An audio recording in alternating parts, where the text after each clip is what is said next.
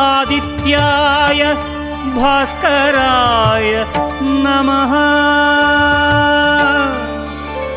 ॐ सूर्याय नमः आदित्याय नमः दिनकर कोटि प्रभाकर।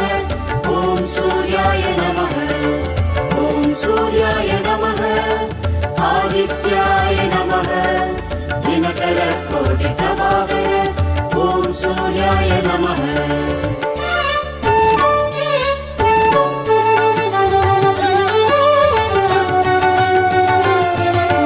ततो युद्ध परिश्रान्तं समरे चिन्तया स्थितं रावणं चाक्रतो दृष्ट्वा युद्धाय समुपस्थितम्।